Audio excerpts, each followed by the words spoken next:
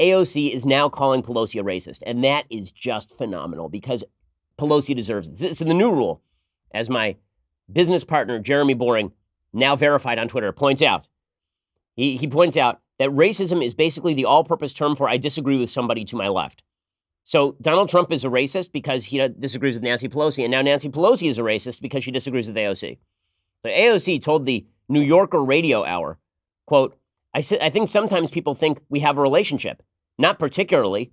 Ooh, cutting. Oh, I love this stuff. This is so good. And then she suggested to the Washington Post that Pelosi was a racist. Quote, when these comments first started, I kind of thought she was keeping the progressive flank at more of an arm's distance in order to protect more moderate members, which I understood. But the persistent singling out, it got to the point where it was just outright disrespectful. The explicit singling out of a newly elected women of color. Boom! Drop the mic. She's played the woman of color card. Nancy Pelosi, down. Start that count. Oh, boy. So now AOC is suggesting that Nancy Pelosi doesn't like AOC because AOC is brown. That's the actual suggestion. That Nancy Pelosi, who's openly explaining why she's got a problem with AOC, like she keeps telling AOC and these freshman members, stop talking about primarying our members. Stop tweeting about fellow Democrats. It's obnoxious. It's bad for us. It undercuts our legislative agenda. And AOC's like, you're just saying that because you hate me because you're a racist.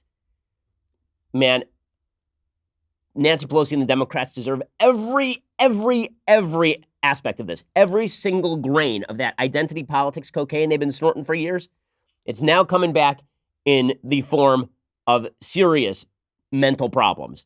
And it is delicious and it is well-deserved. Never get high off your own supply, says Cocaine Mitch. And that is exactly what happened here.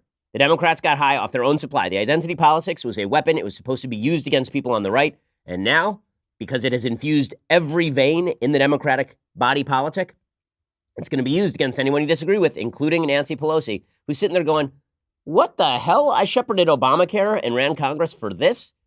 For this pipsqueak to come and call me a racist because I think that she's incompetent? Yes.